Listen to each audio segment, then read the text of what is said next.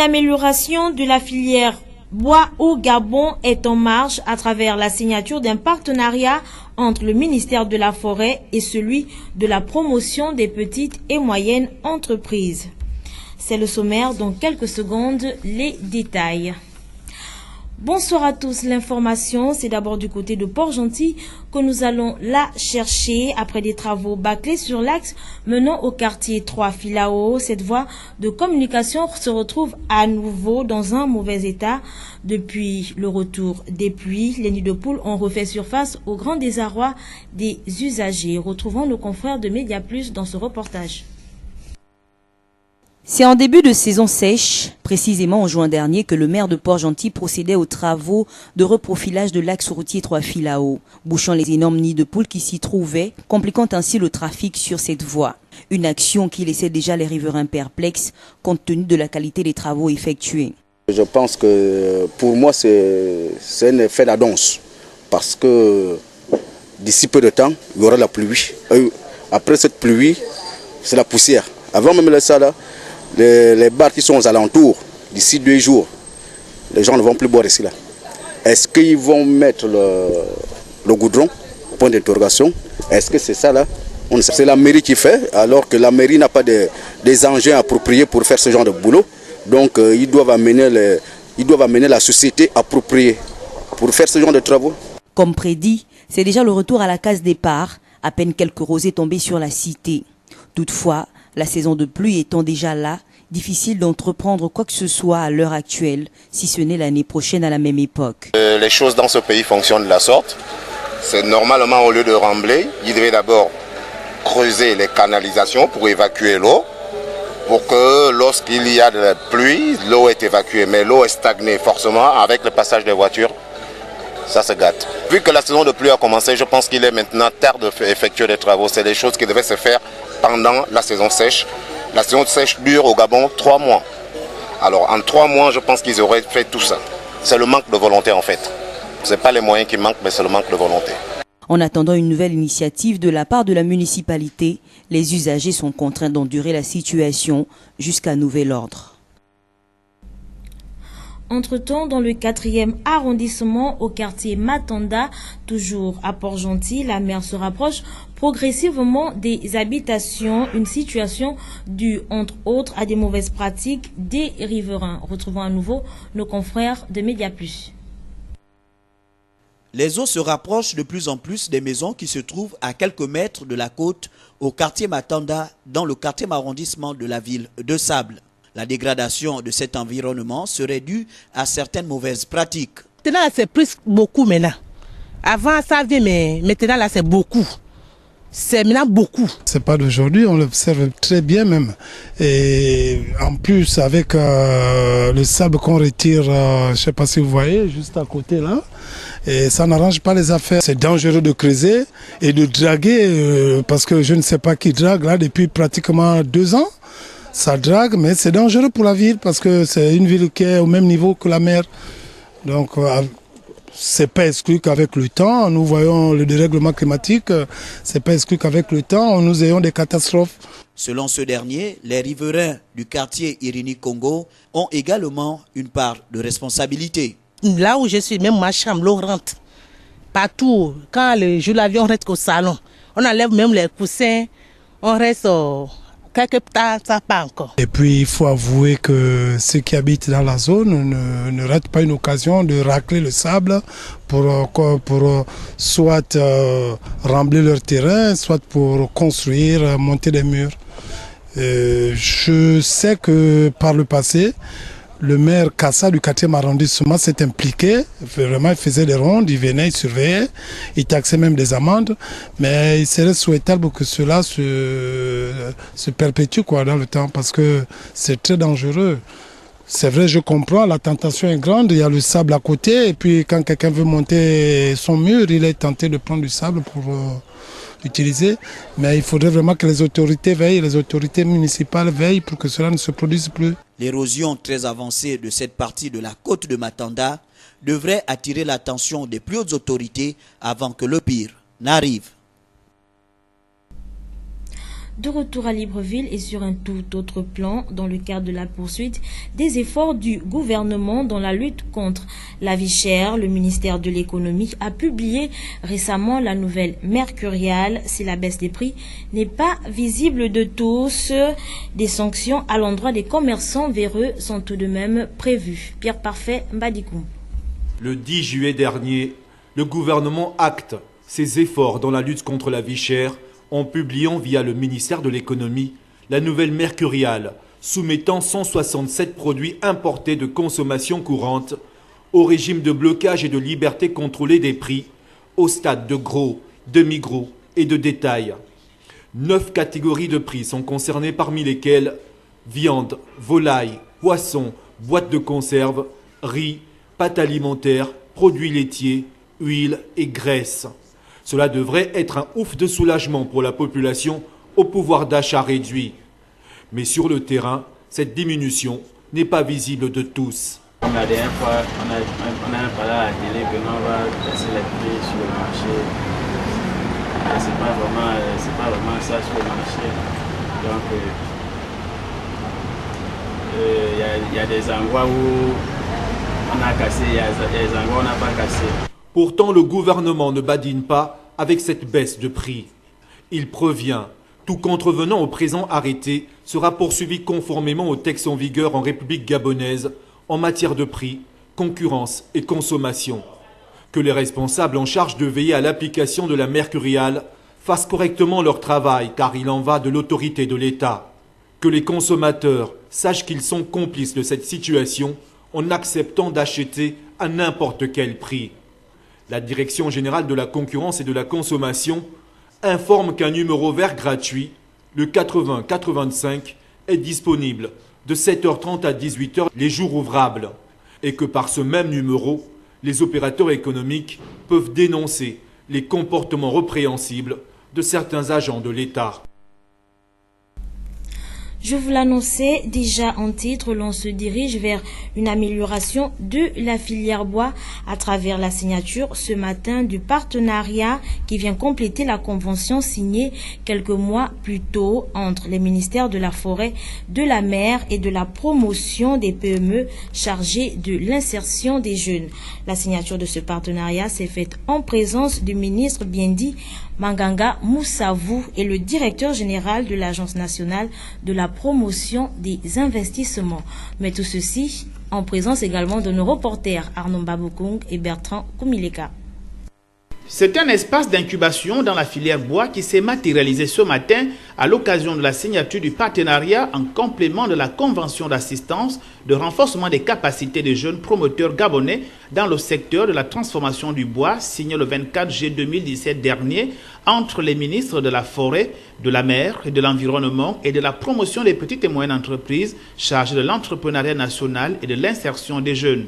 Une signature de partenariat qui vient ainsi répondre aux politiques gouvernementales en la matière. C'est cette convention qui a eu pour ligne directrice l'assistance dans le cadre du renforcement des capacités au minimum de 20 jeunes promoteurs gabonais dans le secteur de la transformation du bois.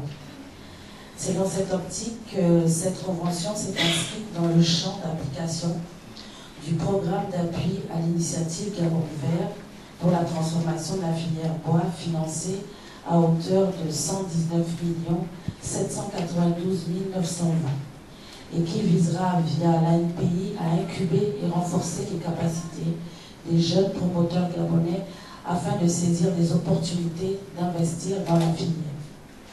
À ce titre, des actions avaient déjà été menées. Ces actions ont porté essentiellement sur le recrutement du point focal, du centre d'incubation, la rédaction des termes de référence des candidats éligibles à la formation et leur sélection, l'appui technique pour la formalisation des dossiers des jeunes promoteurs et leur encadrement. À cet effet, pour donner forme à ces actions, un espace d'incubation de la filière bois sera implémenté sous le patronage du ministère en charge de l'entrepreneuriat des jeunes dans la zone économique spéciale de Coq avec la GISEF, Junior Achievement qui est l'incubateur national et l'ANP. Pour rendre plus pratique ce partenariat, l'incubateur national GIA Achievement Gabon et l'unité de coordination du projet vont dès le mois de novembre prochain procéder au recrutement et à la sélection des jeunes qui bénéficieront d'un encadrement de 9 mois. Un total de 20 jeunes âgés de 16 à 25 ans et diplômés de la filière à suivre des formations courtes et qualifiantes dans le domaine du bois, à mieux s'insérer dans le monde du travail au sein du cluster bois dans la zone économique spéciale d'Uncock, en alternance sur les filières de finition d'objets en bois et de conception design sur imprimante 3D. Ce projet sera financé par la Banque africaine de développement, la BAD, à hauteur de 119 792 920 francs CFA. Et juste à côté, la Confédération des artisans de la petite entreprise du Gabon, créée au mois de mars dernier, a procédé à l'évaluation de ses activités à mi-parcours. Je vous propose à présent d'écouter son président qui est ici au micro d'Arnaud Mbabokoum. La CAPEG est une organisation non gouvernementale qui nous vient de l'initiative du Conseil mondial de l'artisanat qui a voulu que les pays africains soient beaucoup plus présents à cette organisation. Donc la CAPEG, c'est le descendant de la Confédération des artisans et la petite entreprise de l'Afrique centrale, issus des pays membres de la CAC.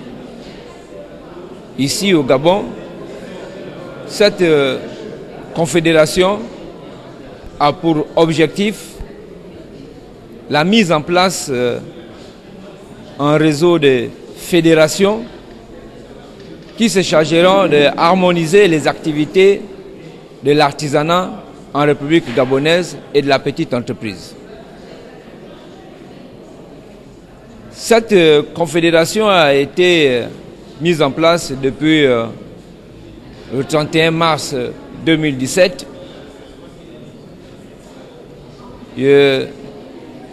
Avec pour objectif la mise en place en premier ressort de 11 fédérations de branches de métiers avec 210 services inclus. Donc du 31 mars 2017 à nos jours, cette confédération a procédé à un recensement de maîtres artisans qui ont été issus des associations et des organisations fêtières pour mettre en place les représentations nationales. Donc nous avons aujourd'hui procédé à un recensement qui nous a permis d'élire 11 présidents des fédérations nationales. Les enseignants n'ont pas laissé passer sous silence la journée de l'enseignant commémorée hier sous le thème « Enseigner en liberté, autonomiser les enseignants ». Retour sur cette journée dans cet élément que nous propose Fabiola Mengue. Cette année 2017, la Journée mondiale des enseignants a pour thème « Enseigner en liberté, autonomiser les enseignants ». Ce thème fait écho au thème de 2015 qui, suite à l'adoption des nouveaux objectifs de développement durable en septembre 2015, réaffirme que l'autonomisation des enseignants constitue la première des priorités dans toutes les stratégies de développement et de l'éducation. Les devoirs et responsabilités des enseignants, et c'est l'occasion vraiment de cette journée au cours de laquelle nous revoyons nos droits, nos devoirs, nos libertés professionnelles et même syndicales. Et nous faisons en fait l'état des lieux et davantage également sur la qualité de l'enseignement, la qualité de la formation des enseignants et en échange, dans les échanges, nous verrons ou nous voyons comment remédier à tout cela. Et évidemment, cela passe par des recommandations qui seront faites. Cette journée qui est passée sous silence au Gabon, la CONACYSED a tenu à faire un bilan pour mieux amorcer cette nouvelle année avec l'aide du gouvernement. Notre seul désir, c'est de travailler en partenariat. C'est notre mission de syndicalistes, être partenaire du développement avec les dirigeants, les gouvernants, les décideurs. Alors, si nous avons des décideurs qui ne tiennent pas compte de notre partenariat, en l'occurrence la CONACYSED, il est difficile, mais réellement difficile, de s'asseoir avec ceux-là qui ne reconnaissent pas notre légitimité. Et nous ne baissons pas les bras. Nous adressons des correspondances dans lesquelles nous passons le temps à rappeler aux dirigeants qu'il y a des normes internationales, en l'occurrence les conventions de l'OIT, qu'ils ont ratifiées d'ailleurs, et la recommandation de l'UNESCO, que les États doivent respecter. Donc, une fois qu'ils deviennent légalistes, il n'y aura pas de problème. Il n'y a pas de problème dans le partenariat si chaque partie respecte et applique la loi. Donc, nous n'avons pas de problème avec le gouvernement. Le seul problème que nous avons avec le gouvernement est celui de la non-application, sinon le non-respect de ses engagements envers les partenaires sociaux que nous sommes. Nous avons beaucoup de protocoles d'accords signés, d'accords partis. Nous avons l'engagement du gouvernement de construire les établissements depuis 2008 d'ailleurs, mais jusqu'à aujourd'hui, aucun établissement n'est sorti de terre. Et pour la petite histoire d'ailleurs, en 2009, avec le ministre Menga, qui était encore ministre de l'Éducation nationale, dans nos échanges, il avait commencé à construire un complexe scolaire au niveau de Vendo, à côté du lycée technique Omar Bongo. Aujourd'hui, ce complexe scolaire est dans l'herbe.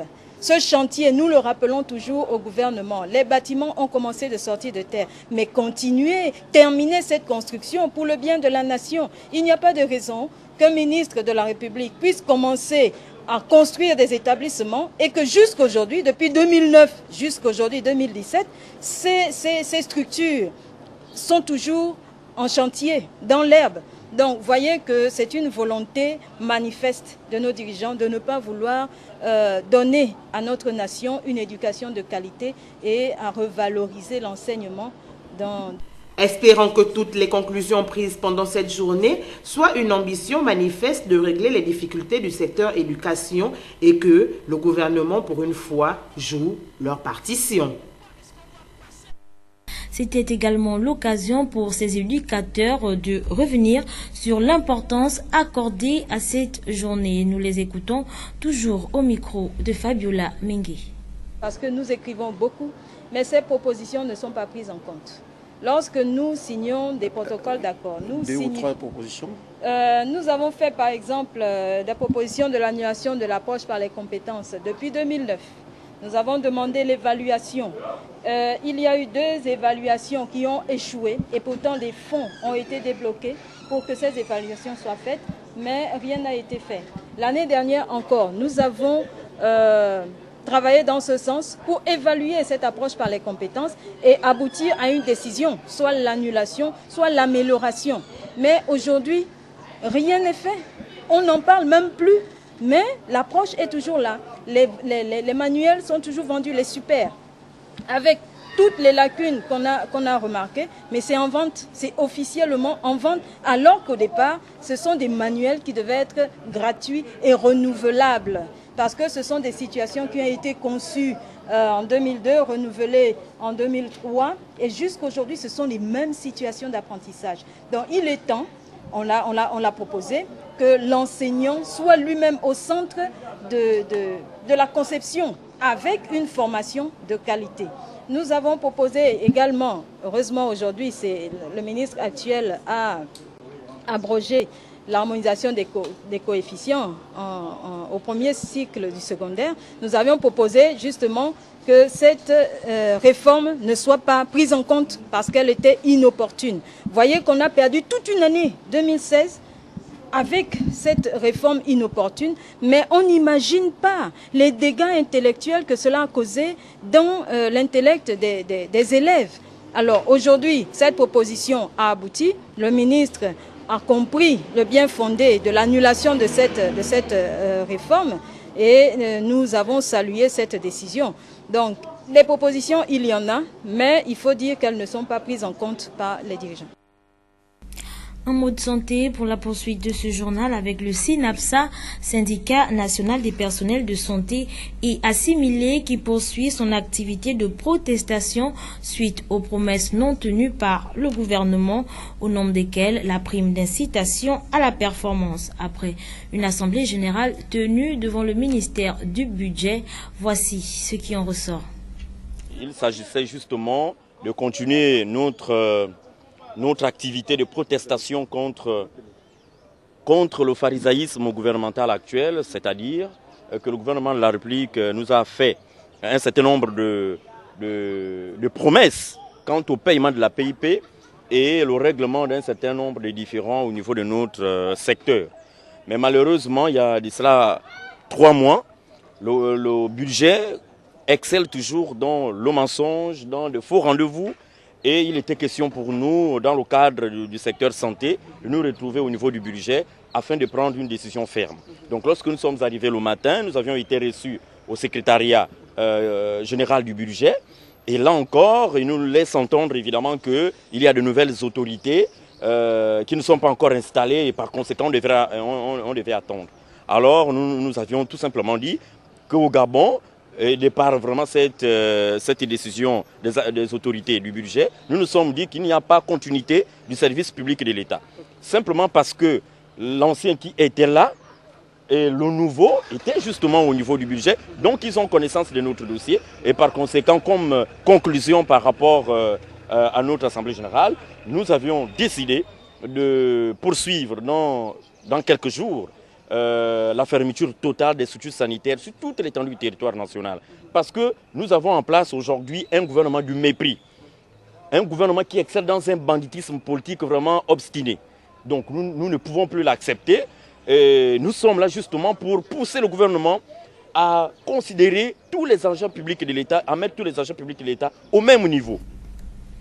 Effectuons à présent un bref tour hors de nos frontières. D'abord en Espagne, ils ont tous voté oui lors du référendum de la Catalogne, mais depuis le vote, certains indépendantistes se montrent divisés sur l'avenir de la région. Des sensibilités qui révèlent les dissensions au sein du Parlement régional. Presse internationale.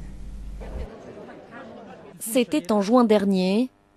Carles Puigdemont annonce la tenue d'un référendum sur l'autodétermination de la Catalogne avec une date butoir. Un référendum aura lieu en octobre 2017 et la question sera la suivante. Voulez-vous que la Catalogne devienne un État indépendant sous la forme d'une république ? Une provocation pour le gouvernement espagnol, qui ne reconnaît pas la légitimité d'une telle consultation. Mais le président de la Généralité de la Catalogne ira jusqu'au bout. En septembre, il fait adopter la loi qui organise ce référendum au Parlement catalan. Indépendantiste de la première heure, Carles Puigdemont s'engage en politique en 1980. Il soutient la Crida, un mouvement de défense de la culture catalane, et participe à la fondation des Jeunesses nationalistes de Catalogne. Mais c'est vers le journalisme qu'il s'oriente dans un premier temps et travaille notamment pour le quotidien El Punt pendant plus de 10 ans. Petit à petit, Carles Puigdemont revient vers la politique. En 2006, il entre au Parlement de Catalogne. 5 ans plus tard, en 2011, il est élu maire de Gérone. Discret, il est perçu par beaucoup comme l'ombre d'Artur Mas, à la tête de la Généralité de la Catalogne.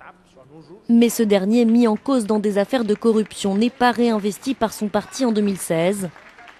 L'ancien journaliste est alors propulsé candidat à sa place. Et à la surprise générale, il est élu le 12 janvier sur la promesse d'organiser un référendum dans les 18 mois à venir.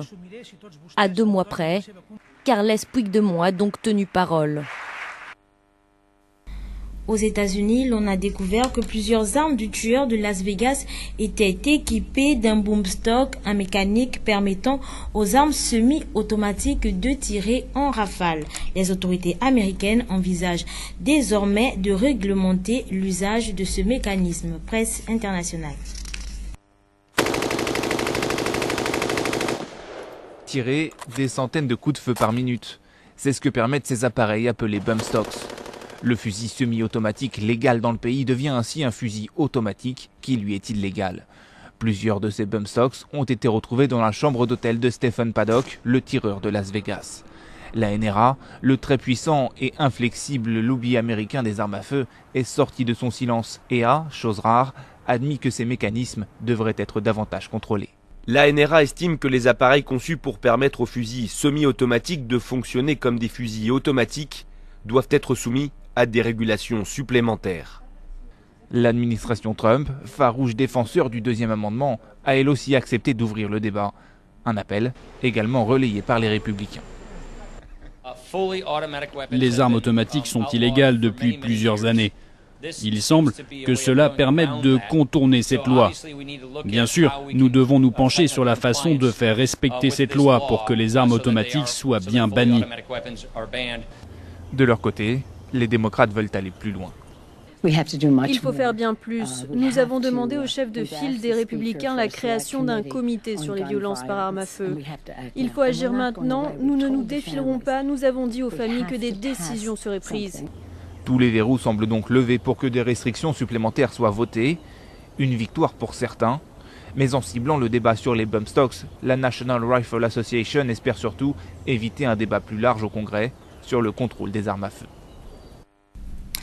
En sport, cette fois-ci, poursuite de la visite interclub initiée par le président de la Fédération gabonaise de boxe. La délégation fédérale a déposé ses valises au club Manga Boxing Club Comilog et à la salle nationale de boxe pour aller s'enquérir du fonctionnement de ces différents clubs et échanger avec leurs différents présidents. Inès Ngunga Mombo. Le président de la Fédération gabonaise de boxe poursuit son périple à travers les différents clubs que compte la province de l'Estuaire. Hier, le tour est revenu au club de Monga, Boxing Club Comilog et la salle nationale de boxe de recevoir la délégation fédérale.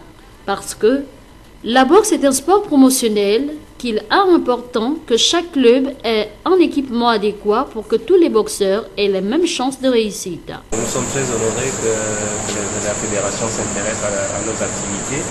Vous savez que Comilog s'est engagé depuis longtemps à soutenir la politique sur le développement du sport en général. Et aujourd'hui, le développement de nos activités sportives à travers la création à Ovendo d'une cellule boxe ne vient que confirmer cet engagement. Donc nous aurons besoin du conseil, nous aurons besoin d'être accompagnés par des spécialistes. Et c'est pour cela que cette visite de la fédération nous honore. Et nous vous rassurons, Monsieur le Président, que Comilog va contribuer à l'effort national en étant votre partenaire pour le développement de la boxe au Gabon et aussi à l'Estuaire. Parce que je vois le président de la Ligue. Merci. Alfred Bongo Ndimba a échangé avec les présidents des clubs dans l'optique de s'imprégner des réalités et des difficultés auxquelles ils sont confrontés au quotidien.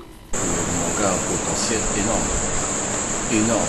Donc je pense que pour l'avenir, Monga va sûrement être sur la scène boxe à très haut niveau. C'est le propos du président. En fait, sur le plan logistique, c'est fournir le matériel. Boxing Club Comilog est situé dans un arrondissement. Nous sommes à Ovendo. C'est aussi voir dans quelle mesure la mairie peut accompagner Comilog. Il y a des établissements scolaires, donc la ressource, parce qu'il faut que pour boxer, il faut des personnes qui désirent boxer. On va essayer de voir les établissements qui sont localisés au Ovendo. On va également voir la population, parce que la boxe est un sport de promotion. Donc il peut combattre le désœuvrement. C'est pour tout cela en fait que nous venons, pour accompagner Comilog dans le cadre de leur ambition de promouvoir un club de boxe.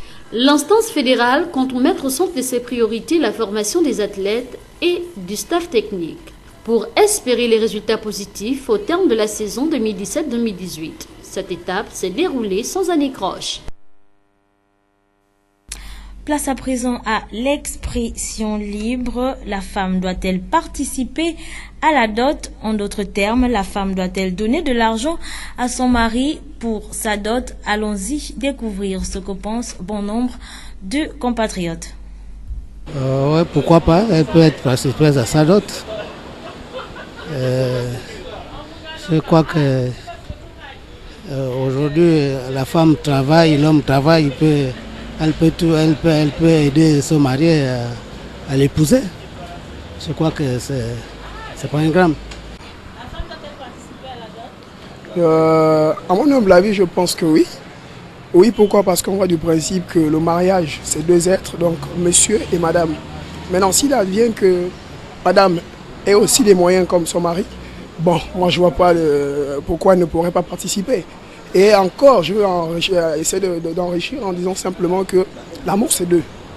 Et qui dit deux, dit elle et moi. Donc, on participe. Si on veut bien, c'est pas mauvais. Si elle aime son mari, elle peut participer. Mais sinon, en majorité, c'est l'homme qui doit participer à la dot pour doter sa femme. Tout ce que les parents demandent. L'homme doit donner parce qu'elle aime sa femme. Ouais. Mais non, normalement, la femme ne doit... Bon, moi, au fond, je pense qu'elle n'a pas le droit de participer à sa propre dot. À part si elle veut aider son mari, le mari lui rembourse, c'est tout. S'il n'a pas grand-chose, il peut aider, le mari rembourse. Mais sinon, c'est pas bon.